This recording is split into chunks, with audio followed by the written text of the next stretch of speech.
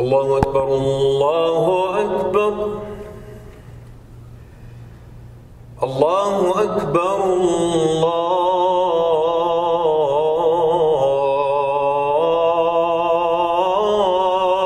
الله أكبر أشهد أن لا إله إلا الله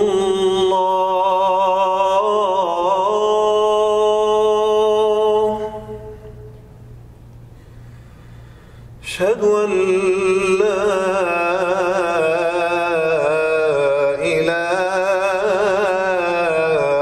إلا الله أشهد أن محمدًا رسول الله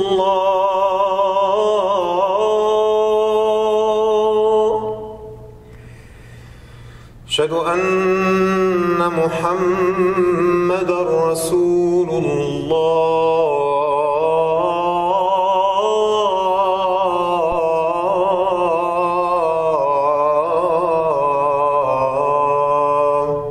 الحمد لله رب العالمين. اللهم لك الحمد حمدا كثيرا طيبا طاهرا دائما مباركا فيه ملء السماوات وملء الأرض وملء ما بينهما وملء ما شئت يا ربنا من شيء بعد. أنت أهل الثناء والمجد، أحق ما قال العبد وكلنا لك عبد. اللهم لك الحمد أنت الأول بلا بداية، ولك الحمد أنت الباقي بلا نهاية. لك الحمد يا من دنا في علوه وعلا في دنوه. لك الحمد يا من يدرك الأبصار ولا تدركه الأبصار وهو السميع العليم. وأشهد أن لا إله إلا الله وحده لا شريك له، وأشهد أن محمدا عبد الله ورسوله وصفيه من خلقه وحبيبه. بلغ الرسالة وأدى الأمانة ونصح الأمة وكشف الغمة، وجاهد في الله حق الجهاد حتى أتاه اليقين. اللهم صل وسلم وبارك على الحبيب المصطفى وعلى آله وأصحابه وأتباعه ومن اهتدى بهديه وعمل بسنته إلى يوم الدين. وارض عنا معهم بفضلك وكرمك يا أرحم الراحمين. اللهم آمين. I praise Allah subhanahu wa ta'ala. Endless He is in His glory, the creator of heavens and earth, the sustainer, the provider, the giver of gifts. I thank Allah for every blessing He has given me and has bestowed upon my family and my loved ones and my community. I bear witness that there's no deity in this universe worthy of worship or devotion except Allah. And I bear witness that Muhammad is Allah's final prophet and messenger, the bearer of glad tidings, our role model and example, sallallahu alayhi wasallam. I ask Allah to make us among the true followers of Muhammad and to help us live with the role model of Muhammad and to walk in the footsteps of Muhammad and to uphold the legacy of Muhammad. And I ask Allah subhanahu wa ta'ala to make us among those who inspire others with the example and the compassion of Muhammad. And I ask Allah to shower His blessings upon the Prophet Muhammad's family, his descendants, his companions and followers and students, and every man or woman that walks in their footsteps or adheres to their path. And I ask Allah to make all of us among them. Allahumma ameen. My dear brothers and sisters, I greet you with the greeting of Islam. Assalamu alaikum wa rahmatullahi wa barakatuh. This, alhamdulillah, again is the month that is dedicated to the Muslim family, in which we address the challenges, address the issues, and the pressure that the Muslim family in the Western world has to experience on a regular basis. And whatever advice I give through this khutbah series is mainly and primarily directed to myself, because as a father that lives in the Western world, that is trying to establish his family in the Western world, I am guilty of many of the mistakes I am preaching about. But this is again about all of us as a community coming together, starting this healthy discourse about child rearing and the rights and responsibilities that come with that, so that hopefully inshallah ta'ala we're able to exchange that advice with each other and remind each other, so we are able to see healthy, balanced committed children, inshallah, that grow into adulthood and become contributing members of their society. I spoke last week about the rights that we owe our children as parents, and I said that considering the fact that Western countries are not necessarily known for healthy family structures and for emphasizing family values, it is important that parents do not take it for granted that their children will automatically or naturally offer them love and respect and empathy. And I said last week that this is something that we actually have to work hard to achieve as parents and as families and as a community. Today, inshallah, as I promised last week, I talk about fathers. I talk about fathers, I talk about potential fathers. If you are a father, and you know, inshallah, most men in the community are either fathers or inshallah ta'ala one day they will be. And I talk about the role of the father in his family. Next week, inshallah, I talk about the mother. And for all the brothers and sisters that have been telling me, you keep emphasizing the rights that we parents owe our children, when are you going to talk about the children and the rights they owe their parents? Which, inshallah, is what I plan to address the very last Friday of this month. حقوق الوالدين, the rights that all of us owe our parents, the love, the compassion, the respect, the obedience that we are supposed to give our surviving parents, inshallah. So today I talk about the father, and I alluded to that a little bit last week, and let me emphasize this point one more time. Over the past 50 years, the role of the father in the family has completely and drastically changed, right? Fathers and their families used to be heavily involved in the affairs of raising the children.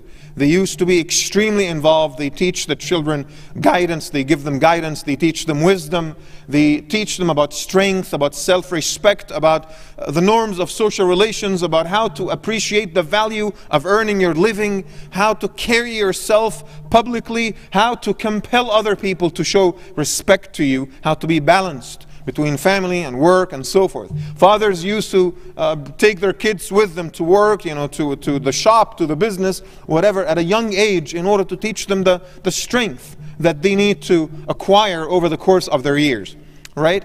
Now, what I said is that in the past 50 years, fathers have become less and less involved in the affairs of their children, in raising their children, right? And most fathers, at least, not all of them, but most fathers that I know have unfortunately agreed that they only have two functions in their families, right?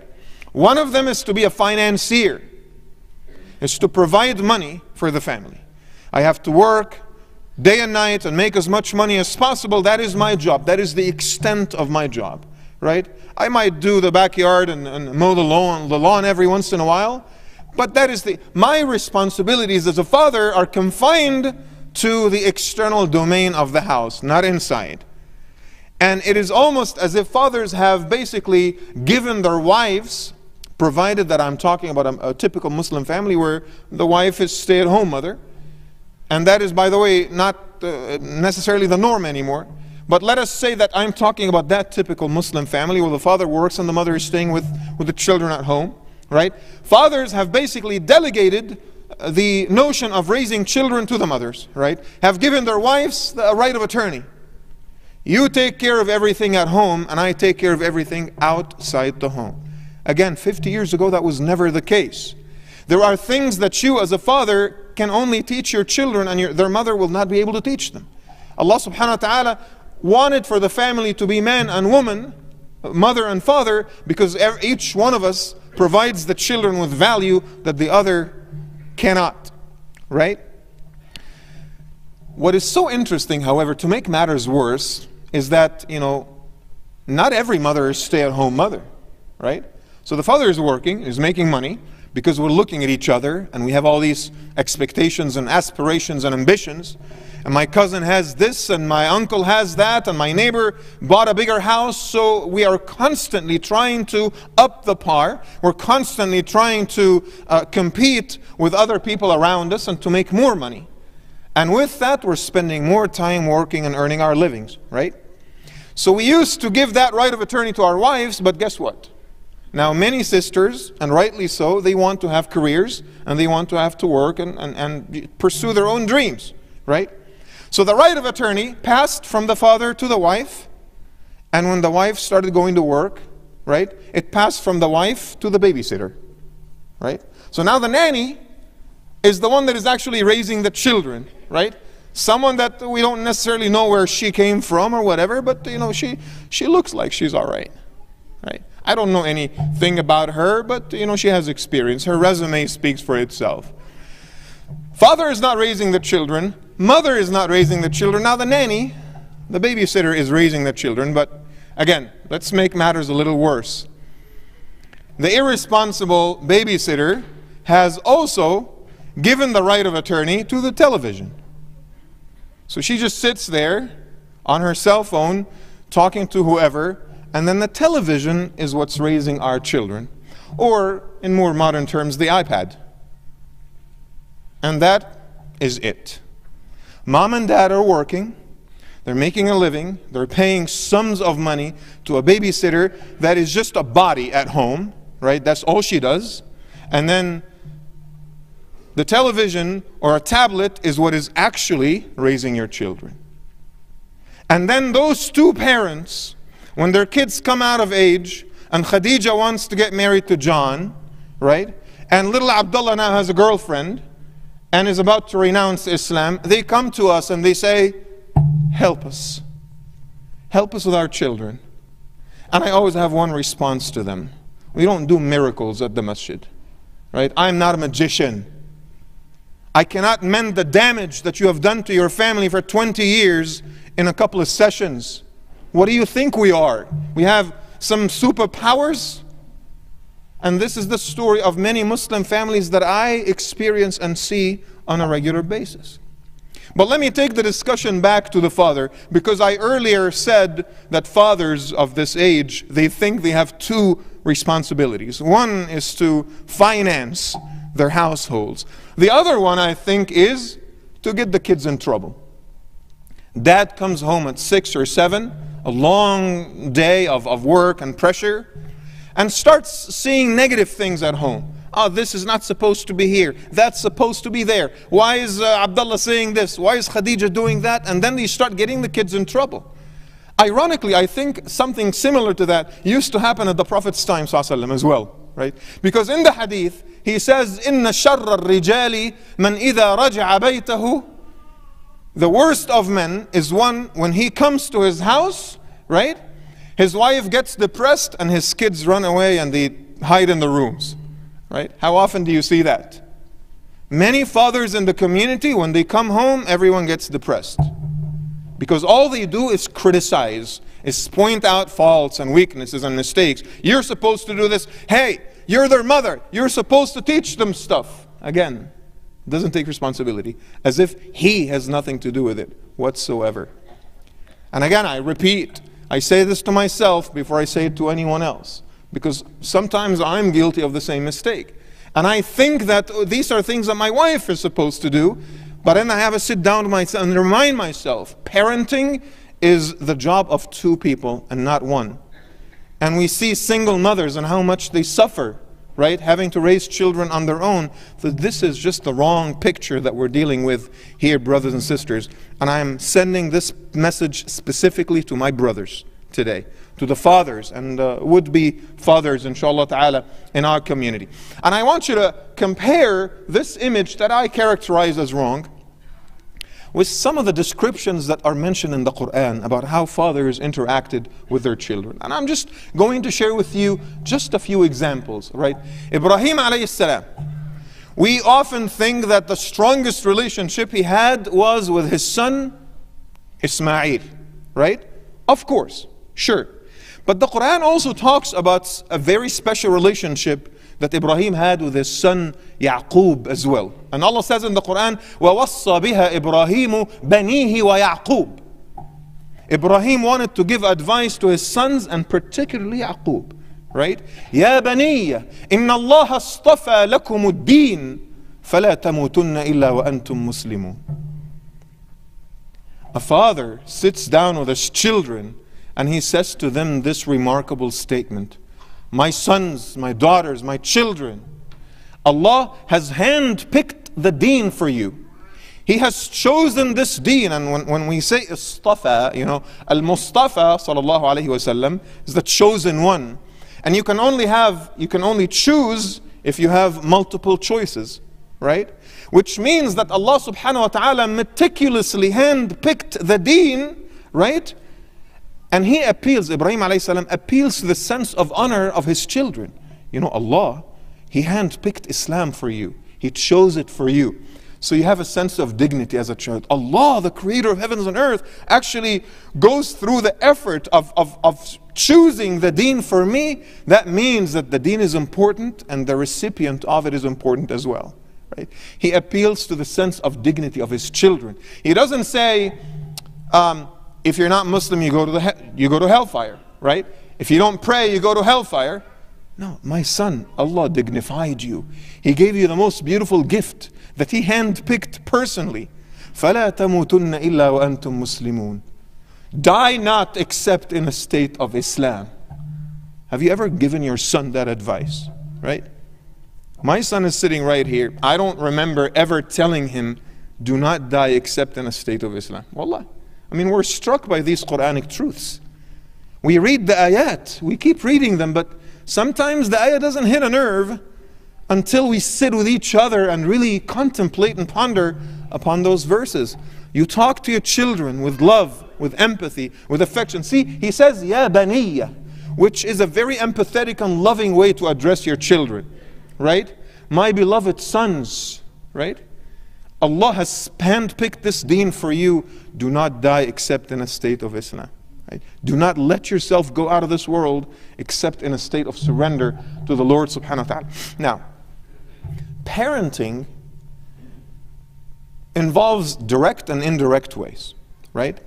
Indirect ways is basically modeling. What you do inspires the children. So they look at you, they learn from your behavior. They learn from what you do as a parent. This is a very crucial part of parenting, right? Now, the direct part of parenting is when I give them direct instructions. And that could only be done through two methods. It's either I say something to them or I do something with them. There is no third choice. Now, Ibrahim alayhi salam, of course he was a prophet, he was a role model, he inspired his children, for sure. But the direct part of it, when he has a speech, that was an example of what he says to the children, right? Now let me give you an example that involves the other son. His name was Ismail, right? Which has to do with doing something with a child. So one of them is about giving a verbal instruction to the child. The other one is about doing something with a child. We often emphasize, parenting counselors and so forth. They emphasize doing activities with their children, like hands-on stuff with the kids, right? Now Ibrahim alayhi salam brings his son Ismail and they work on a project together. To build what? The Kaaba, right? Now for little Ismail, he probably did not understand the ramifications of the Kaaba, house of worship, the most sacred house of worship that was ever erected on the face of this earth. He was a child, right? But he appreciated that his father trusted him to work with him on the project, right? For him it was a project. They go to the field and they work together, dad and son. In the mind of little Ismail, it was a very simple thing and he was honored by that. Now, Ibrahim alayhi salam had a task. He needed to build the Kaaba. That's a pretty big thing, right? He could have said, Ismail, you're a slow poke. Go sit with your mother. You're just going to waste my time here, all right? You can't carry anything. You don't have the perspective to do anything. Please don't waste my time. This is serious work. This is only for adults, Habibi. Please go with your mother. Rather, he tolerates his son's presence. He wants him to stay. And he actually delays the project for as long as it needs, right? Because he wants his son to be involved with him. Oh, this is how you carry it. Oh, this is how you position it. This is how you put it. We need to add this and we need to remove that. And he took his time. And in that, imagine the conversations they had and the stories they told each other. And imagine the trust they built and the bonding they had when they were working on a project together, right? Now that's a father that is involved in the affairs of his family. However rare, he even saw that family. He was a prophet and he was instructed to stay in Palestine, and his family was in Mecca, right? But the few times he had a chance to see them, he had that impact on his son Ismail. عليهم جميعا وعلى نبينا الصلاة والسلام. Now let me give you another example of father and son that were mentioned in the Quran in a very beautiful and inspiring way. Dawood alayhi salam and his son Sulaiman, right? And Dawood was so involved in the rearing of Sulaiman that the Quran actually says in the ayah, وَوَرِثَ سُلَيْمَانُ دَاوُود. Sulaiman inherited from his father everything, his character, his qualities, his strength, right? His kingdom, obviously, his wisdom, right? In fact, in many ways, Sulaiman was actually wiser as a judge from his father Dawood. There's a very long story, right, about those two women that came to Dawood alayhi salam asking him to judge between them, and Dawood actually judged one way, and his son says, "Father, I think it's the other way." And the Quran says, فَفَهَّمْنَاهَا Sulaiman. Right? You remember this story? It's a very long story. There's no time to mention it. But he inherited all the qualities of his father by virtue of being so close to him most of the time. Now, Dawood says to himself, you know what? I'm a king. I am very busy. I have politics. I have the people of Israel to deal with. That's a pretty big task in and of itself. Right? What do I need to do now with my child? I am worried that I'm not giving him enough time. Ya Sulaiman, come here. Take your son. It is your responsibility to take care of my son. I am the king. I don't have time to raise children. No. He continues to be involved in the life of his child, right? And because he was so worried that he's not doing enough, he goes around the empire in order to find a mentor for his child. And he couldn't find anyone in Israel, right? So what does he do? He sends some of his delegates and some of his diplomats to the Sudan in order to find one of the best teachers out there. And he hand-picked, see? He hand-picked his son's mentor and teacher, and his name was Luqman. Luqman alayhi salam, Luqman al-Hakim. He was never mentioned in the Quran as a prophet, right? But he was a great, wise, and beautiful man, and he had this amazing ability to connect with children.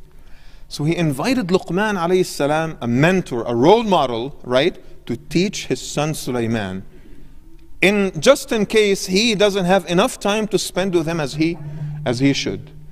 And the Quran tells you why Luqman was the best candidate out of all people, right? You know, in Surah Luqman, it tells you this beautiful conversation that Luqman has with his own son. And then you realize right away, of course, who else would have picked to mentor his own child? Look at this. Look at how this guy talks to his own son. The beautiful, deep discussion that he has with him. And if you look at that, you know, the second page in Surah Luqman, right?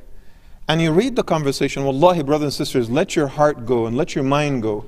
You will visualize a beautiful landscape, the prairies, with beautiful trees and beautiful grass and beautiful, nice looking fields. And then there's this little trail that meanders around the field. And then Luqman is holding his son's hand and walking down this trail, right? And he's having this conversation with his son, right? And the very first thing he says to his son is, Ya bunayya la tushrik billah. Inna ash-shirka la dhulmun azim. A young child. And you talk to him about tawheed, right? The very first thing, the very first instruction we give the kids, memorize the Quran, say this dua before you go to the bathroom, do your salah on time, right? And we're so happy when they start fasting in Ramadan. But they don't know why. What is the value or meaning of all of this? Luqman alayhi salam starts by teaching his child about Allah. This is the most important concept in the universe. Everything else is secondary. La tushrik billah. Never take any associates alongside Allah.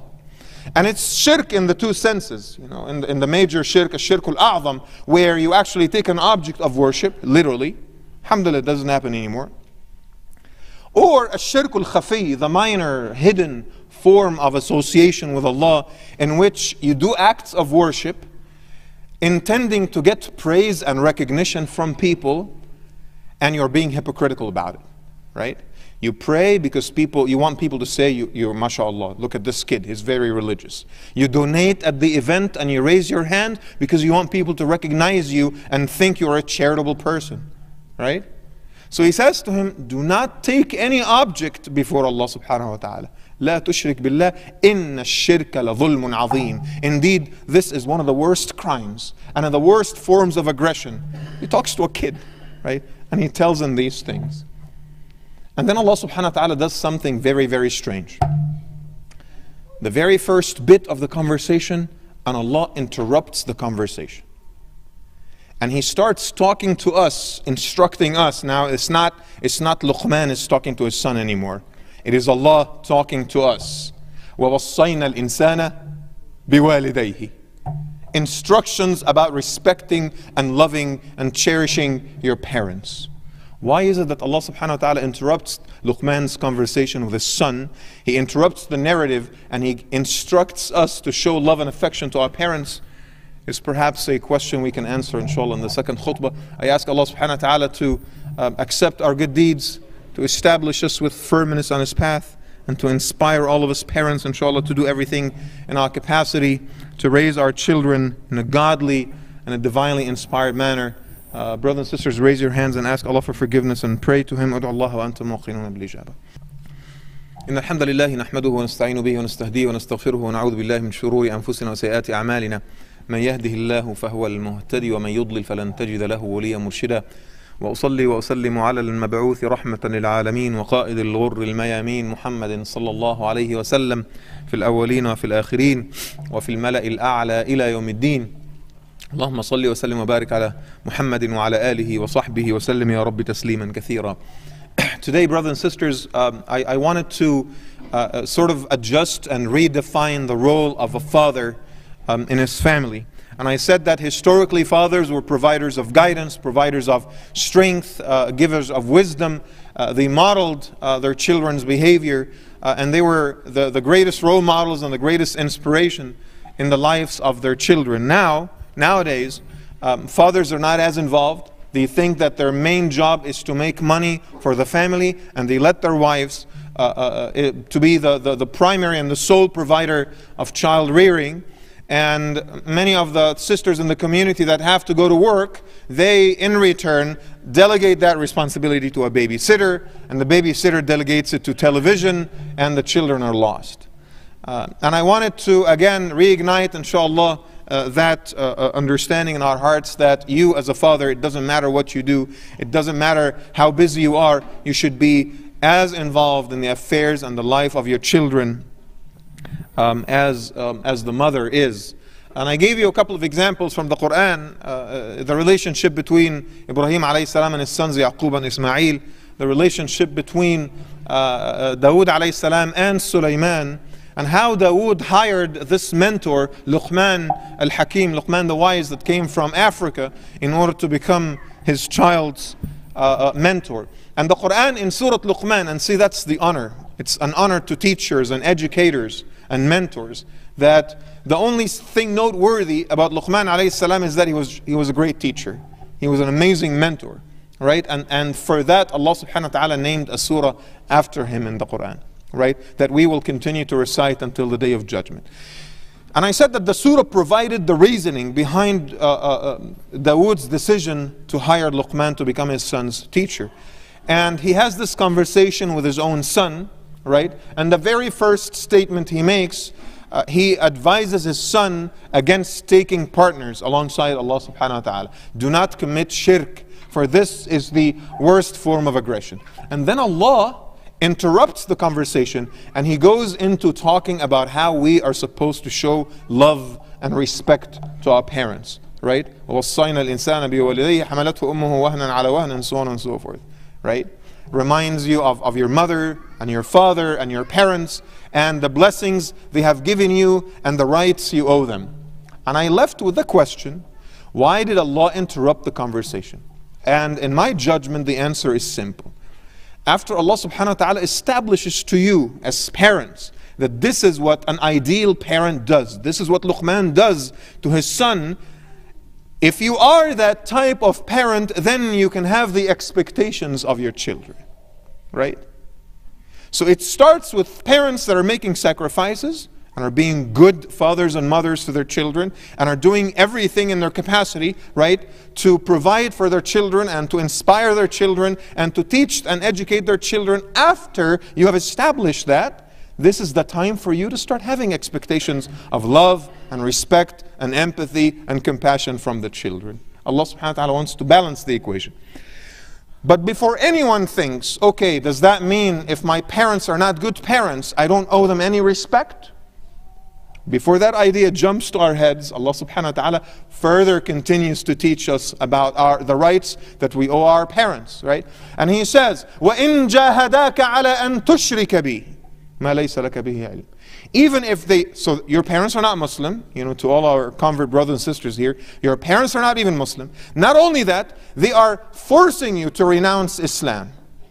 What are you supposed to do? Show them disrespect and yell at them? Absolutely not. Obviously don't listen to them. فَلَا تُطِعْهُمَا. However, صَاحِبُهُمَا فِي الدُّنْيَا مَعْرُوفًا. Show them a loving company no matter what. So that no one ever thinks that bad behavior with parents could ever be justifiable. It never is. It doesn't matter what your parents do. You cannot disrespect them or yell or raise your voice or say hurtful things to them. Right? Let us just establish that. And I'll talk inshallah more about this in a couple of weeks. But what I'm saying is that this is a give and take relationship. You want your kids to have the greatest respect and love for you, be like Luqman alayhi salam. And once Luqman established the oneness of Allah in his child's heart, right, he starts giving him, right, further instructions. Now that Allah is in your heart, be mindful and cognizant of His presence. يا بني إنها إن تك مثقال حبة من خردل فتكن في صخرة أو في السماوات أو في الأرض يأتي بها الله. If it is something that is as small as a mustard seed and it's hidden in a rock somewhere in heavens or in earth, Allah will still bring it forth. He has knowledge of everything. He sees everything. I might not be around you all the time, but Allah subhanahu wa ta'ala is around you. Do you see the parenting wisdom? You are helping your child be self-driven and self-compelled to do the right thing. Not because he or she is fearful of their parents, but because Allah is watching me.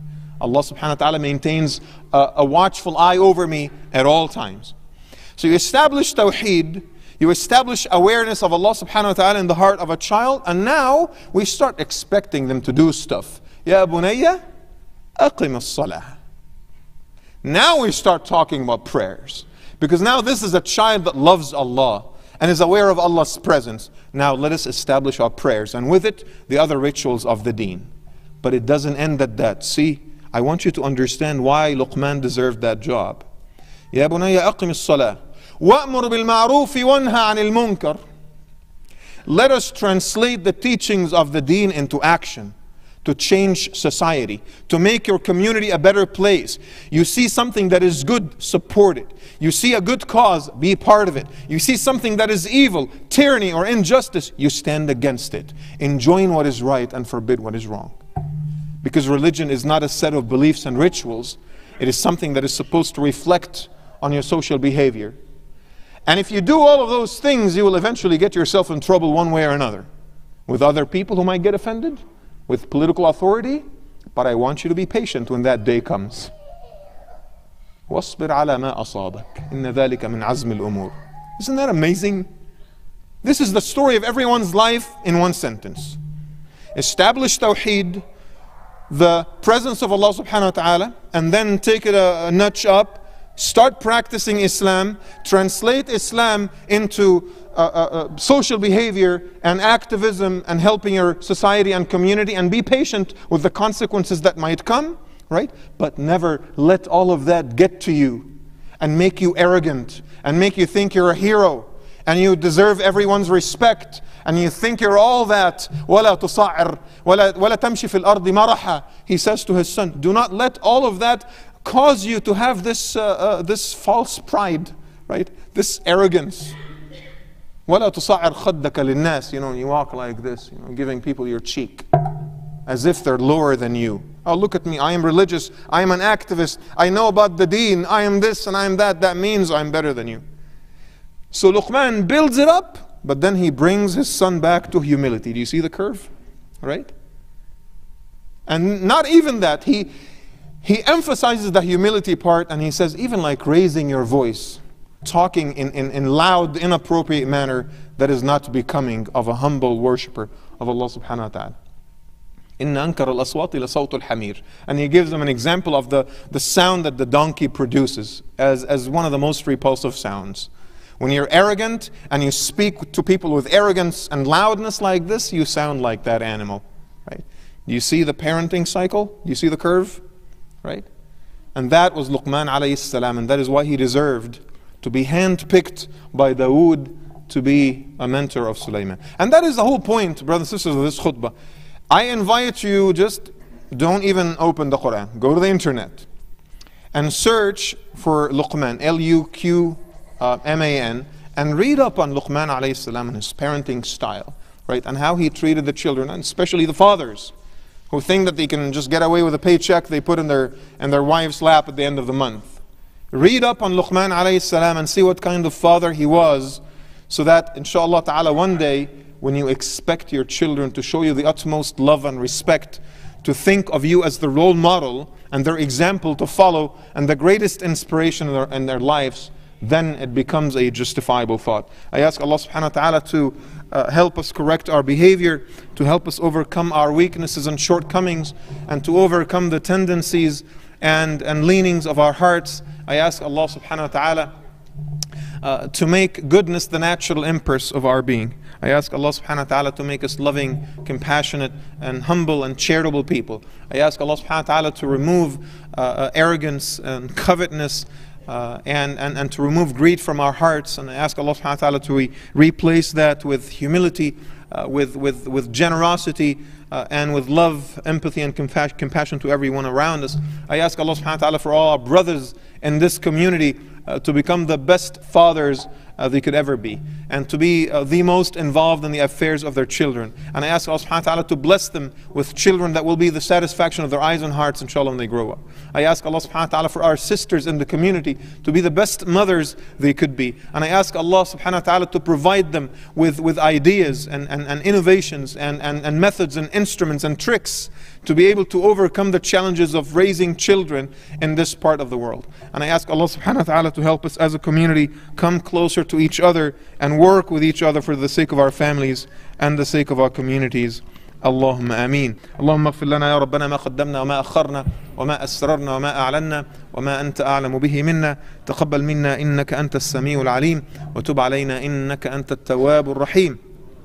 اللهم احفظ لنا أولادنا وبناتنا يا رب العالمين. اللهم احفظ لنا أولادنا وبناتنا واجعلهم لنا برحمتك قرة أعين.